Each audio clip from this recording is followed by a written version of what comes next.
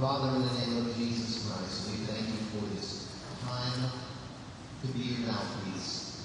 We thank you for the door that you opened, and we thank you for the word that is to go forth.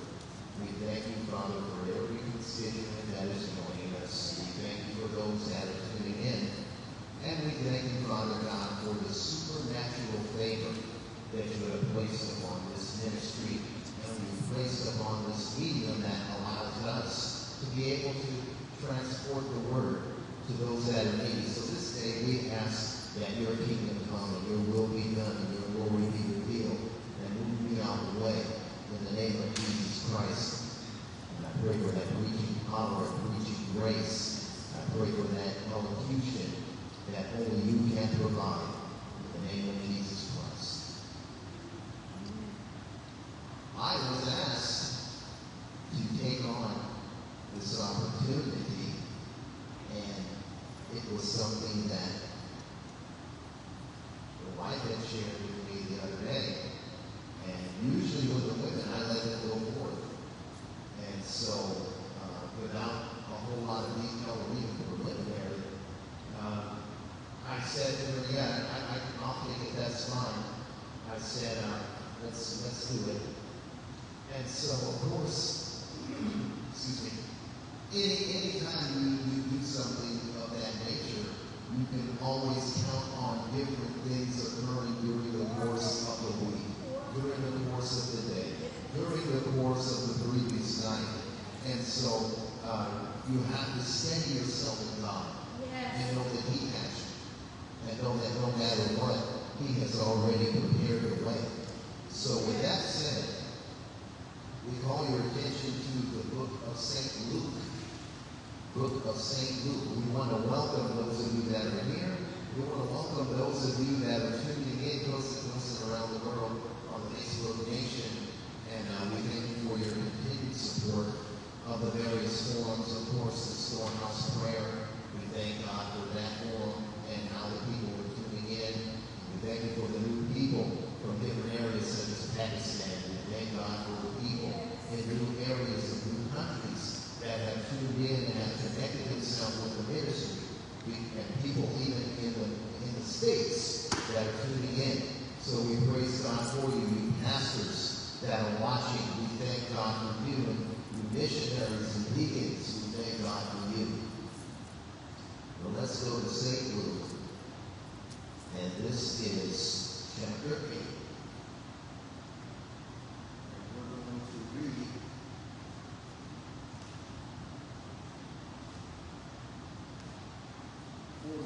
We're going to read 43 through 48. St. Luke 8, 43 through 48. The Word of God says that a woman having an issue of blood 12 years, which had spent all her living upon physicians, neither could be healed of any, came behind him and touched the border of his garment, and immediately her issue of blood stopped. Jesus said, "Who touched me?" When all denied Peter, they that were with him said, "Master, the multitude throng thee and press thee. Sayest thou, who touched me?" Jesus said, "Somebody hath touched me, for I perceive that virtue is gone out of me." When the woman saw that she was not hid, she came trembling, and falling down before him, she declared unto him before all the people for what cause she had touched him and how she was healed. Immediately he said to her, "Daughter, be of good comfort.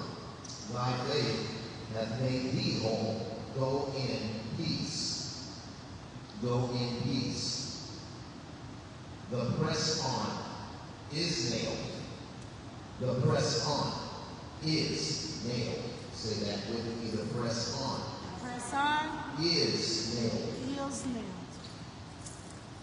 Sort of a play of words, but when you look at what took place in this particular story, and you take a look at what was taking place even in the life of Jairus, you have a man who has a daughter.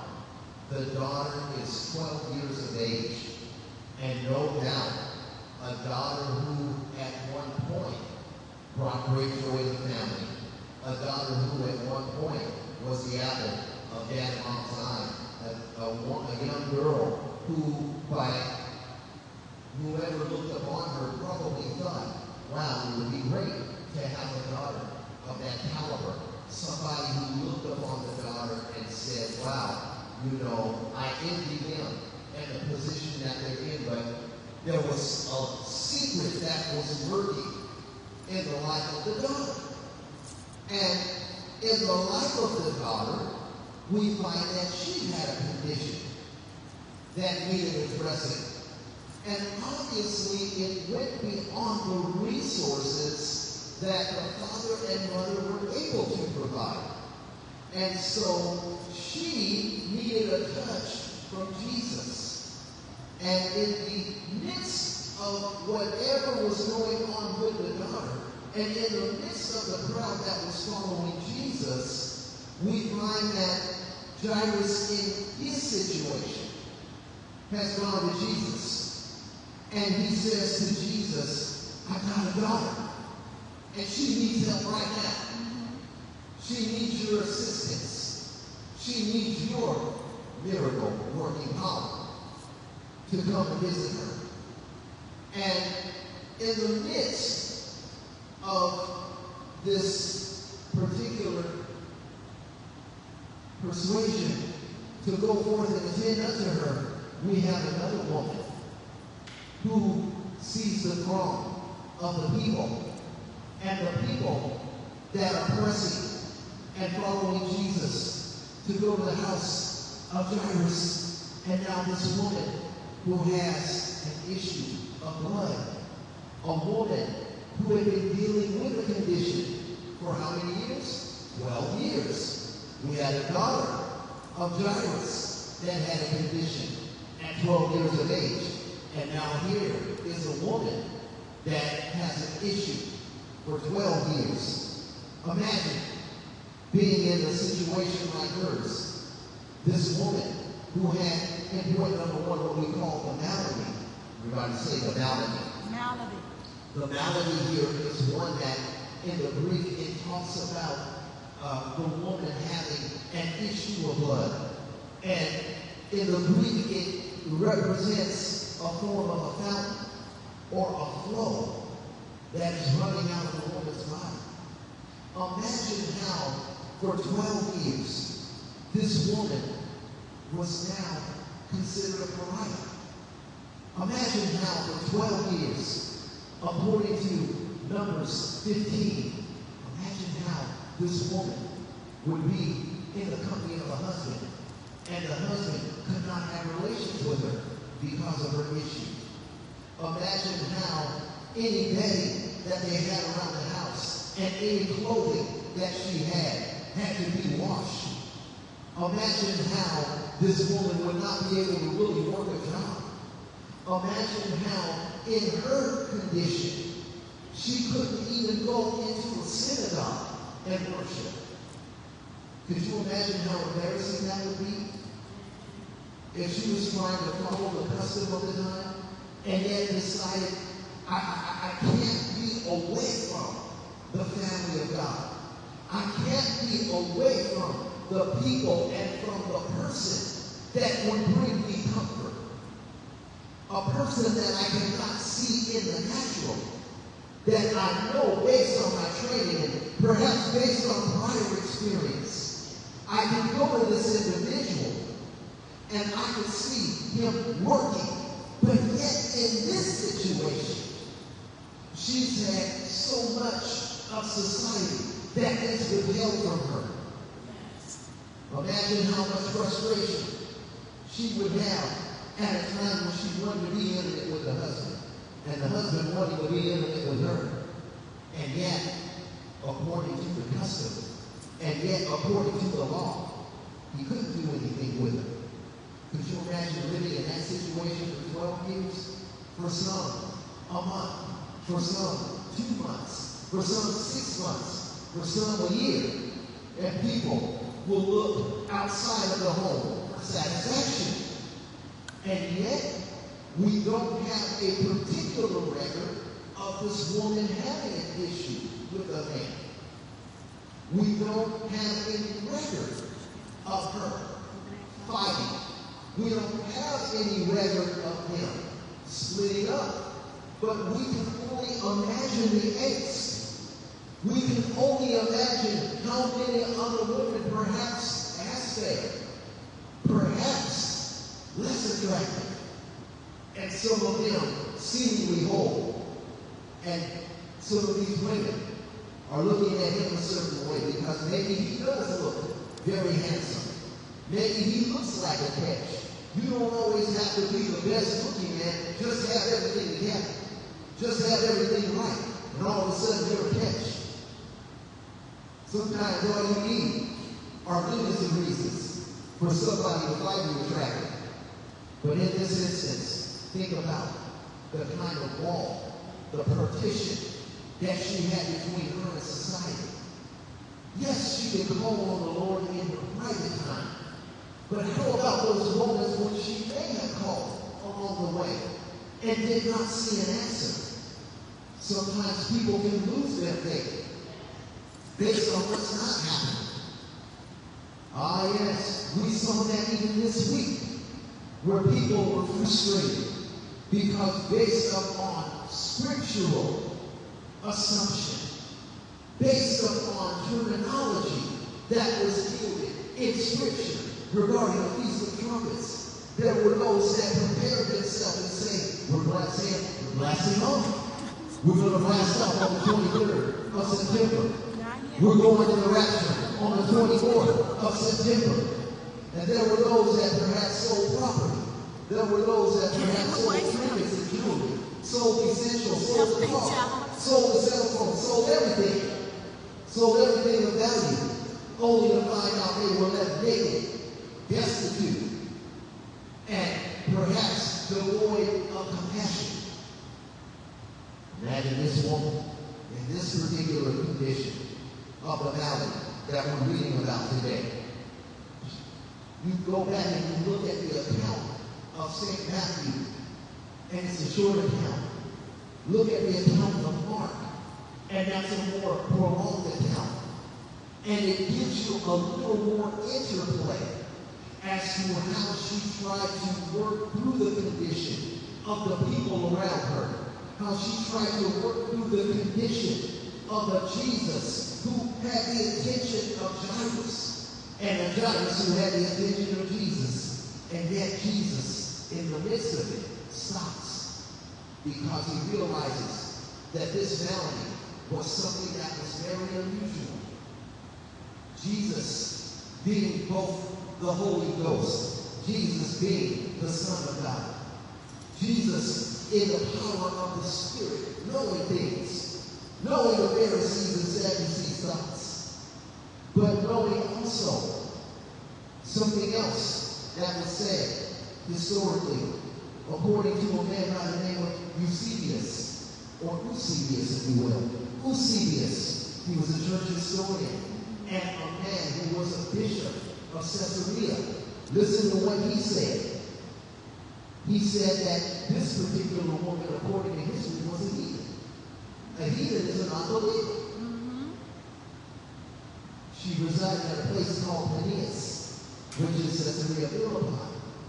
But it said that she lived in a house, and according to history, she had a house that had set on a higher stone a figure of a woman who was in a position of pleading.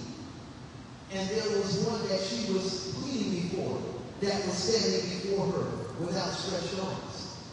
This was an image that was laid out on this stone that it was said was on one of the gates of her home.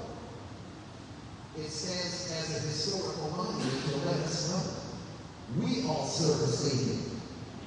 that in the midst of our issue, no matter how long it takes, he is always present help.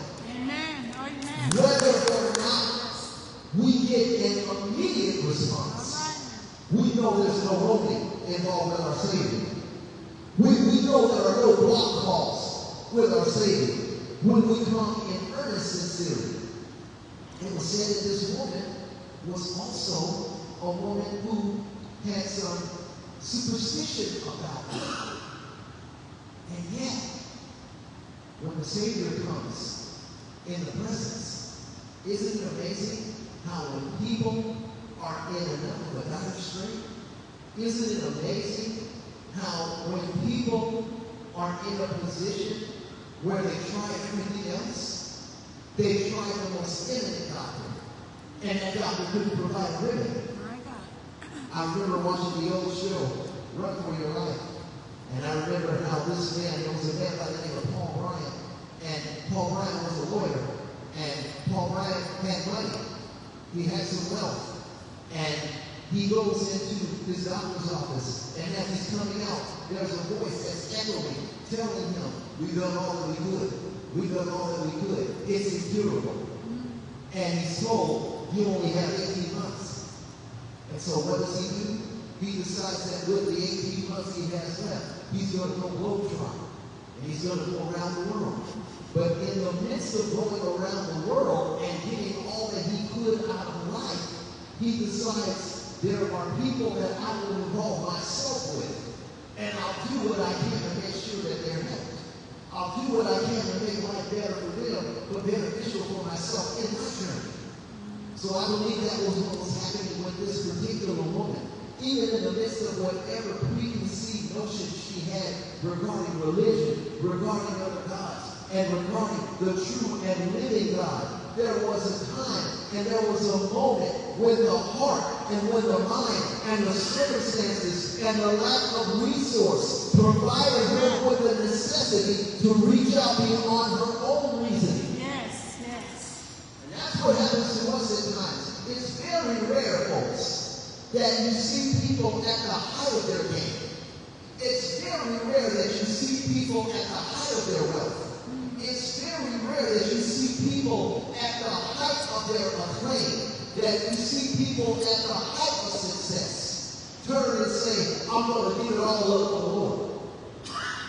Oftentimes, we hear the story of going from riches to rags. Oftentimes, we hear the stories of people who had the very best, and then life turned this way, and life turned them that way, and they went from the penthouse to the outhouse. Wow. Oftentimes we hear how it may have been a divorce, it may have been an ailment, it may have been some faulty investments, it may have been some people that backed out on them, and now they hit what they call rock bottom, because instead of living in this house that overlooks the hills for mile after mile after mile, and sometimes city by city, now here they are sleeping out the back of a car, sleeping under a bridge, because there are no other resources, and they turn to this person and that person who always said, you know what my number is. If you ever need help, you graduate from college, and one of the things that boosters will tell you, here's my card. If you ever need anything, together we grow. Together we're stronger. Together we're better. Together we rise. Fight on. And they'll give you all of these platitudes. But then, once trouble hits, sometimes all you get, not the platitude, but the attitude. That's right. All right. Sometimes that's how it works. So understand here, this woman's had a malady, and this woman has been an outcast. And yet here she is, even though she can't seem to stop the bleeding. Just what? Even though she may have some form of bacterial element working in the body, because they didn't have access to the very best of the antibiotics that we read about today. But they had their own method of treatment. And even though she went from one doctor to another, somehow, some way, She's hit a point where nobody's telling her what she wants to hear.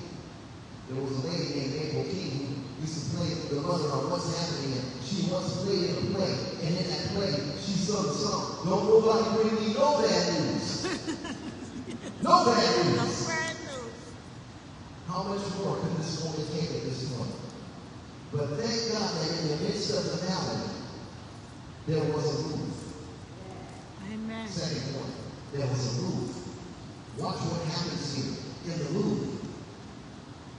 The Word of God says that while Jesus was in her vicinity, while he was passing through, she decided to press through. She decided at this particular moment, what else is left for me? Some of you are out there, and perhaps in the midst of your hardship, you say that we tried God, and God just didn't work for me. Or perhaps you did not grow up in an environment where the learning of God was a premium. Maybe you grew up in an environment where religion or relationship was not practiced at home. And so somewhere along the line, you may have felt incomplete. Somewhere along the line, you may have turned to education as a means to meet that void that you felt in your spirit that you just couldn't put a finger on. Maybe you got involved in social successes. You got involved in social chapters and connections with people that gave you that sense of family if you didn't have one.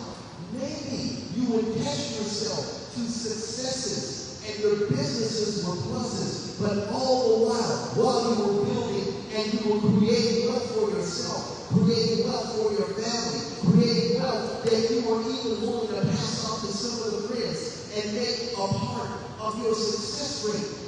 Maybe somewhere along the line, you started to feel incomplete. You could not put your finger on it. No matter how many boats you purchased, no matter how many yachts you purchased, no matter how much property, no matter how many homes you built and purchased, you just didn't feel complete. No matter how many fleets of cars you had, you just didn't feel complete. No matter how much more money you accumulated while you slept, you didn't feel complete. And so, you, in your quest to seek peace within yourself, maybe you turn to other entities. Maybe you turn to one God and they didn't satisfy you, or they didn't answer that prayer, or maybe you felt you were double-crossed and somehow faith isn't the answer, but yet and still there was a spiritual leash that was pulling you along to the point where you felt like, I've got to try this. You might have tried Hare Krishna. You might have tried Hare Krishna. You might have tried card reading. You might have tried crystals. You might have tried. You might have tried swamis. You might have tried other religions. And somehow, you just didn't feel satisfied. But one day, you got to a point where you realize that I called on everybody else and everything else, and I just don't feel the love. I just don't feel the peace. I just don't feel the satisfaction. I just don't feel the contentment. I just continue to feel this emptiness. And I try to medicate it away. I tried talking to my psychiatrist, and he's asking me, what do you think you should do? I tried my psychologist. I tried my therapist. I tried everything. Jesus. But there was one person that could break through the fog. And it might have been a little old lady that you ran into in the market, ran into on the street. And somehow you heard her voice. Somehow you heard the words that she spoke to you. And she wasn't mean-spirited even in the midst of you telling her, I ain't got time for all that. I don't want to hear all that now. And she's telling you, but I've got something good for you. And you're saying to her, it's not enough for me. I don't want to hear nothing. I just came out here to have a good time. I don't want to hear all that stuff. I don't want to hear none of that stuff. But somehow, after she walked away, she might have said to you, young man, one day you're going to come into trouble. You're going to come into hard times. Your money won't be able to do it for you. Your fancy car won't be able to do it for you. Your ladies on your arm won't be able to do it for you. Will you promise me that when you get in that tank and there's nothing else that's right, you'll try Jesus? Will you just try it? Yes. Somehow, when she walked off, you felt embarrassed. You felt insulted. How dare she walk off from me as if I can't be salvaged? Somehow, you never felt more of a need to investigate what she was talking about. So you have to keep pushing through because you had your issue. Like this woman with the issue of blood. We all have issues. Amen. Some of our issues go back in childhood. And we ignore them. We outlast them. We subdue them or subvert them. Somehow, sometimes, we just live in spite of them. And if we're not careful, sometimes those memories can pop up out of nowhere. And before we know it, we want to enact our frustration on somebody who's dead and gone. And it's something that, guess what? Even as a believer, you'll still wrestle with that at times. Yes. The devil will still bring up certain thoughts about what somebody said or what somebody did or how somebody tried to derail you. But yet and still, you had to make a purpose. Yet and still, you had to make a choice. That I'm beyond that now. Whether or not I realize it, whether or not I'm willing to accept it, that's gone now. It's like the shot in the basketball game after the buzzer is sounded. If the ball's in your hand and the buzzer is sounded, anything you do afterward is null and void. And that's how the Lord sometimes will allow circumstances to occur when they occur in our lives. He'll allow us to be at a point sometimes where all we can do is just look forward. Sometimes it's too dramatic to just continue to look back and not be able to address the people that have done these things to you. So I'm saying to you that we all have issues of some sort. We're not perfect people, just as this woman's faith was not perfect. But God was about to use her in a way that would bring about a divine praise and would bring about a perfection of faith. Amen. But something had to happen first. First of all, Jesus said, it's not a question. In the Greek phrase, the word here is haptomai. H-A-P-T-O-M-A-I. That means to touch. But it means to handle an object with the purpose of manipulating. In other words, to handle an object as to exert a modifying influence upon it or upon oneself. What do I mean?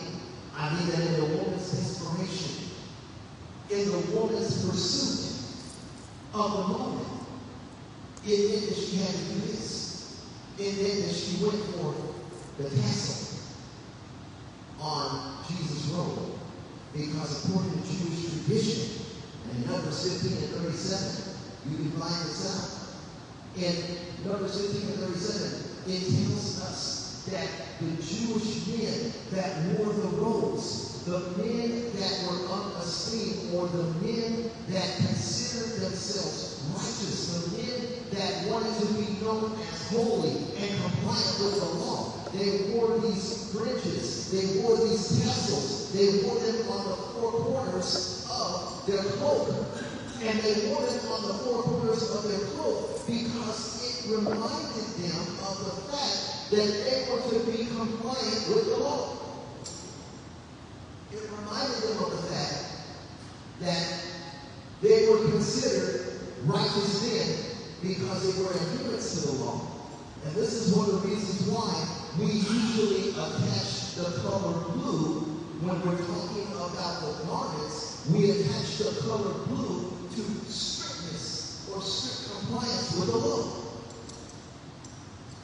So here's a woman that in the midst of her crisis, whatever hedonistic issue she dealt with, here she was applying her grant, her method of faith with the law.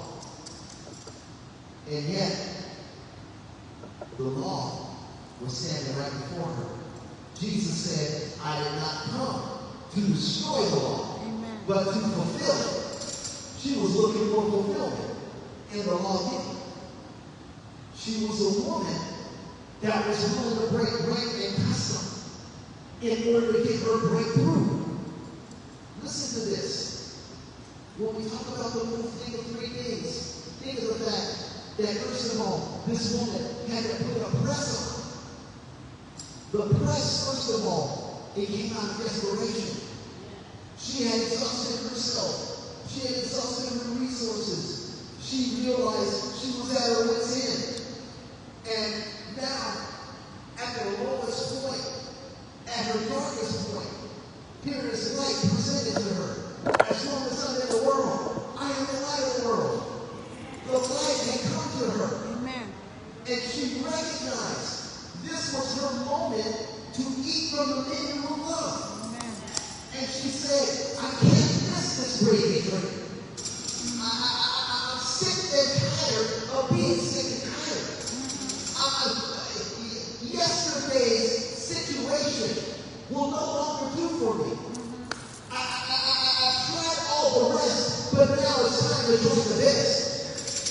I'm willing to go one step further and try Jesus beyond what I tried before. Amen. I know that there have been those that talked about he would come upon the scene. I know that there have been those that have seen the miracles, the miracle such as the one with the people that were blind, the people that needed to be fed that were among 5,000 besides men, women, and children, the man who went to Cana and turned water over into wine. I've heard the stories about the blind man, but now here's the story of a woman who was hemorrhaging, and nobody could stop it. And then, with technology, it's an outlet, it's an issue. Some of us in society are so overrun with our problems. We're so overrun with our illnesses, so overrun with religious folks. We're so overrun with people that are trying to go for our money. We're so overrun with people who are trying to discredit our spiritual walk. We're so overrun with people who are telling us they have all the answers to us being wealthy. We're so sick of somebody trying to preach a prosperity gospel. We're so sick of somebody saying, I'm the one that can get those demons out of that person. We're so sick of an individual telling you, if you want God to give you a breakthrough, get into this $1,500 line. Get into this $2,000 line. Get into this $30,000 line. And we have made a line, and we have made merchandise of the Lord Jesus Christ. We have made merchandise of His anointing. We have made merchandise of the Holy Ghost. And God is not pleased with it. Amen. All He says is that if you have faith as the grain of a mustard seed, you can speak to that mountain, and that mountain will be removed. Amen. But it still comes down to God's divine order.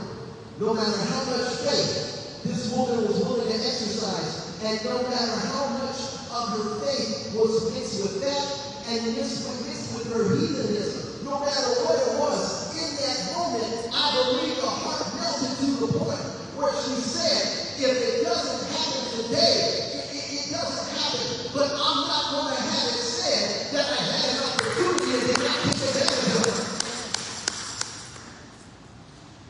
So the press came out of desperation, but then the press came out of determination. Because for all the people that were pressing against the Lord Jesus, how many people today are willing to make a press for Him without wanting something? How many people are willing to make a press today and yet be willing to give up all? How many people are willing to press today to the point of being persecuted, and if it means having a head cut off, I'll do it for His sake? Because for me to live is Christ and to die is gain. I'm not saying it has to come down to that.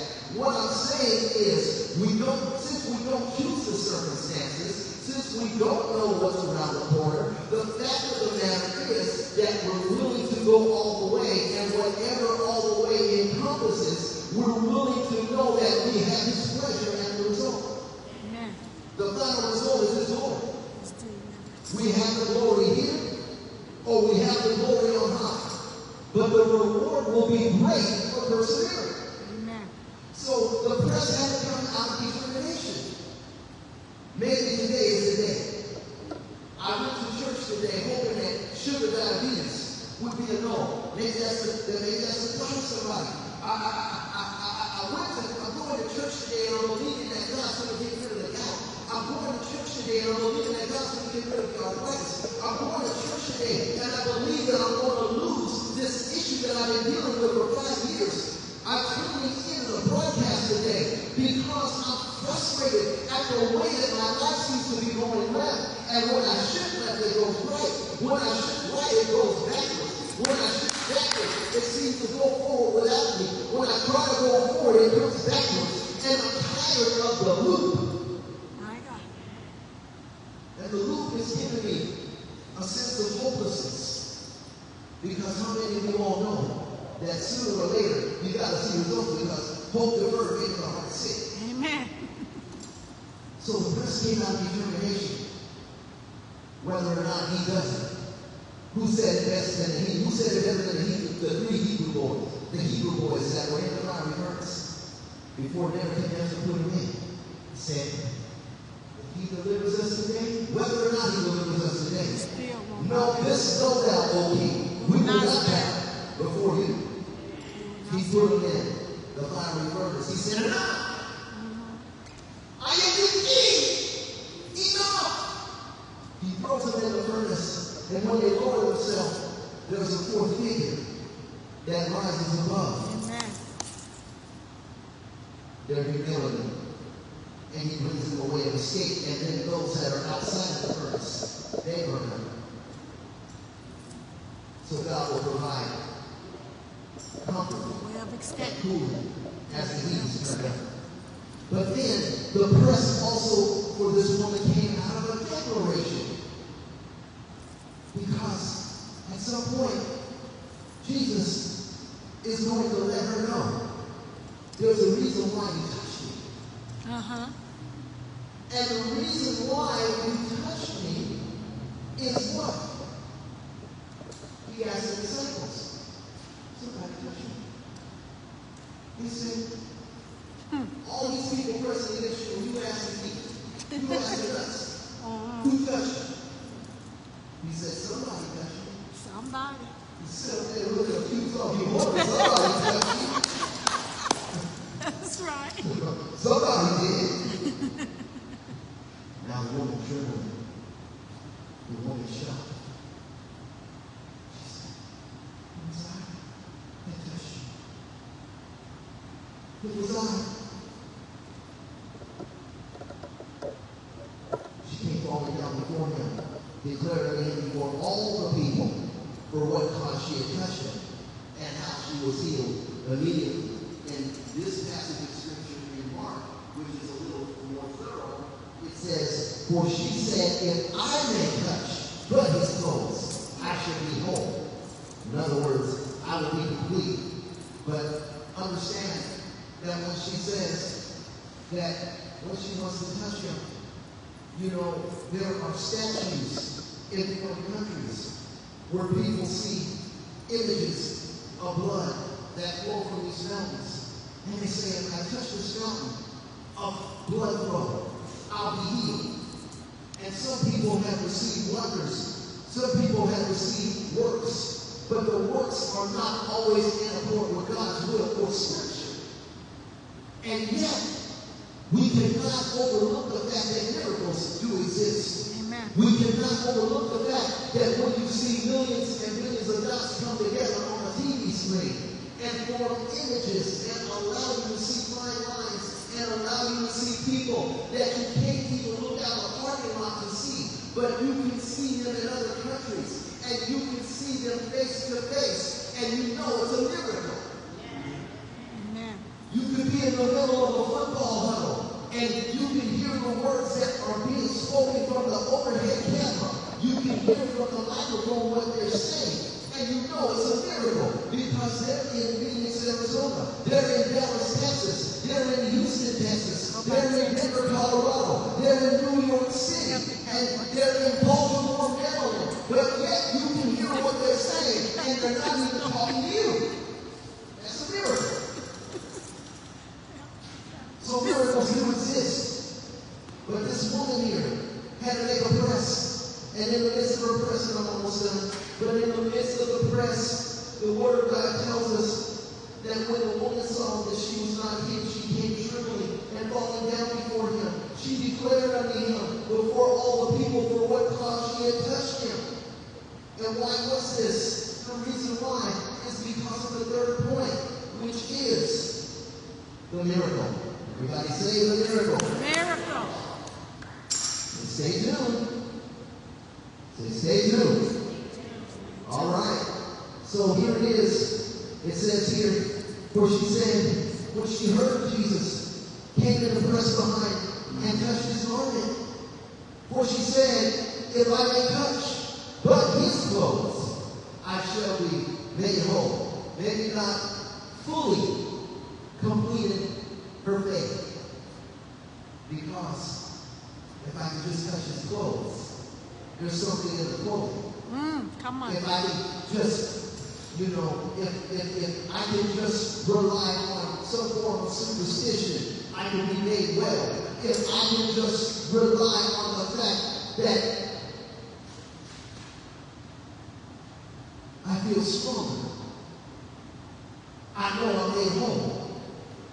But there's something here that goes beyond the norm, that pushes my faith in yours to the point where you say, I got to do it on a different level than I've ever done before in order to get a turnaround. And so she says here in this passage, she says that something happened. When she saw she was not hid, she came trembling and falling down before him. She fell down. That's a sign of humility. She declared unto him before all the people for what cause she had touched him. That's the second thing. She testified. And then it says she was healed immediately. For it says, and straightway, over 40 times in the book of Mark, that term straightway or immediately appears. But it appears some 93 times overall in the Bible. The fountain of her blood was dried up. And she felt in her body that she was healed of the plague. She felt it in her body. Yes. The breakthrough. She felt in her body at the point where she was willing to get down and dirty in order to get a turnaround. Sometimes, in order to get the turnaround that we're looking for, sometimes it means getting down on that dirty ground. Sometimes it means laying out prostrate before God. Sometimes it means pride. Sometimes it will mean that we get rolled by the Spirit sometimes. Then there may be ways that God will take us that go beyond the norm, but it's not just another situation. It's not just another movement, but this is a miracle that's going to allow people to see your former estate and where you are now. Look where he brought me from. He's brought me from a mighty long way. He's brought me out of darkness into the marvelous light. I could not walk before, but now I can walk. I could not keep my contents of my body within myself, but now the bleeding is stopped. I could not touch my husband before, but now I can. I can go home and let him know what has happened to me. I can go home to him and let him know that yes, what we once had years before, we can resume now. All systems are go. I can now go to the synagogue. I can now go to the temple. I can now go before the Lord myself. And I know that something has happened. He has touched me. Just as he said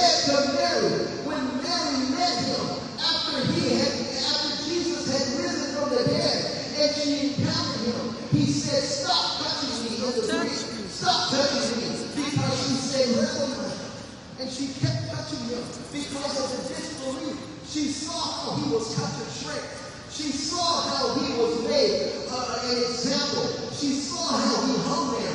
And then she saw how he bled until he could bleed no more. And yet and still, here he was up and walking about. Here he was glorified.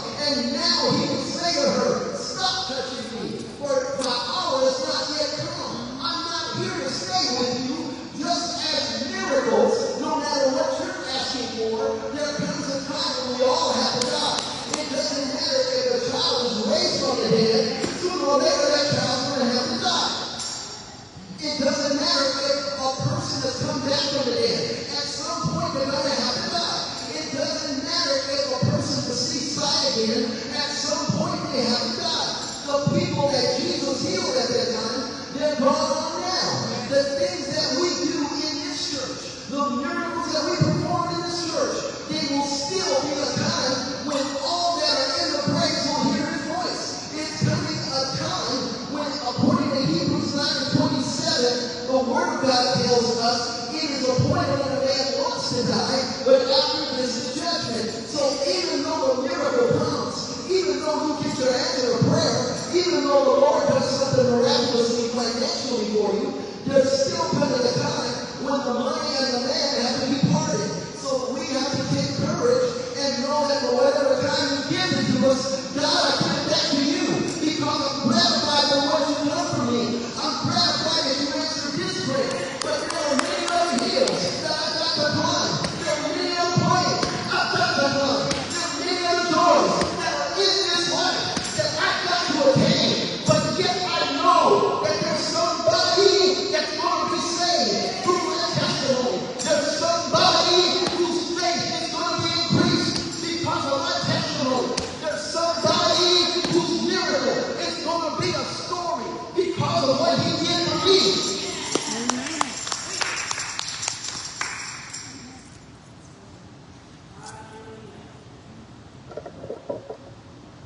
And then afterwards, she was going on. Even though the virtue had left out of his body, and even though she received her miracle, she had gone on. And there are those today, and they bow to God. God, give you this morning. I'll give you the rest of my life. God, give you this morning. God, get me out of this fix. I'll be your servant. God, if you get me out of this fix, if you restore my child, I'll live through the balance of my day. God, I'll dedicate that to you. And yet, a year, 2 years, 5 years, 10 years go by, and there's an excuse every time it's time to go back to the household of faith and continue to offer that child and offer yourself up to the Lord. My God. And this is the reason why we need each other to keep ourselves balanced, to keep ourselves in perspective, and to keep ourselves sensitive to what God wants to do in the land. But understand that whether or not we're able to live on the blessed level of miracle work, as this woman did, God is still real. God is still on the throne. God is still holy. And God still works miracles. Have faith in God. Even though you may not see it right now, the answer is for the appointed time. And if you will not be weary and do not faint, you will get your answer.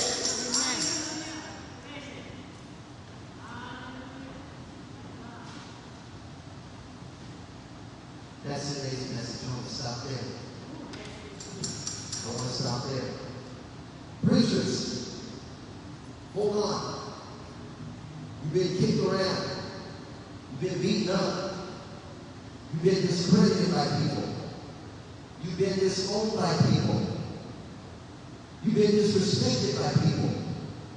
This is not an easy way.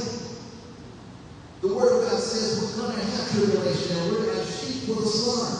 Yes. We all are on the conveyor belt and looking to get sheared. But I'm here to let you know that even though you may get trimmed down a little bit, I want you to know it's not unto death. Yes. I want you to know that the ministry may appear more fun, but God said He has His hand on it. God said for me to let you know, to through the door, stop you from worshiping, stop you from keeping the message going forth, stop you from encouraging your family, stop you from encouraging unsaved friends, unsaved business contacts. He's still God. He said, keep on building. Amen. If you count up the cost and you put the pieces of the building and the ministry together and you stop now, he says you'll be ridiculed. That was a reference to the city and the buildings that were built during the time of Herod. And Jesus used that as an example to let him know that if you stop now, people will ridicule that Yes. and they'll say, weren't you the one that said God told me to it? Weren't you the one that said God told you to do this? Weren't you the one that said God told you to do that? And then you stop in the middle of the brick ram. And before you know it, God's house is laid threadbare. You put your tools down. You set your arms weak. And then you decide you're going to go live in the field houses. Remember, God says, the story of Haggai. Remember the story where he said in Haggai that there were those that forgot all about building him a house. And because of opposition, he said he had to pull from that which they had. Stay with it. He's with you. Stay with it, young man. He's with you. Do not let them despise your youth, God says. But be them an example in perseverance, in faith, in charity, he says, and in foot washing, as in servitude. Don't stop. I'm done. I'm done. I'm done. The press on is nailed. You're watching today. You don't know the word in the pardon of your sins. I want you to know there's an inner and outer healing that God can do on you. There's a work that God can do on you, just as you would work on refurbishing a home or a car. Yes. You're a spiritual automobile. And he looks at you for the image he has in store for you. Yes. The image that he has of you is not the way you view yourself and others view you now. But you have to be willing to put yourself in the potter's hands. Yes. And let him remake you. Yes. And let him reshape and redesign you. And once you do that, God says, you're going to begin to see the greatness of my miracle restorative power. He said the people that looked upon you and the people that ridiculed you, they'll look upon you with wonder. They'll look upon you with amazement. They'll look upon you with the attitude of, I remember him as the one that people looked at and people laughed at. I remember him as the one that never seemed to do well. I remember him as the one that always seemed to be the laughing stock. He was the one that people would kick around in the park. He was the one that people would laugh at in the park. He's the one that people would ridicule in the park. But look at him now. He's preaching the gospel. Look at him now. He's a street evangelist. Look at him now. He's a revelator. He's a prophet now. Look what God has done for you. God says, I see you in the future. And if you give the life over to me, the future will be much brighter. Amen. Just repent. You don't need a bunch of words. Just be willing. Folks, those of you that are watching that don't know him, just be willing to turn. God knows your heart. He knows if you made a complete turn. Yes. You don't need me to quote a prayer to you. Just call out in your sincerity and out of the depths of your desperation. Do like this woman. Make the motion. And when you make the motion, he says the words will be the reaction. They will be the commotion. Yes.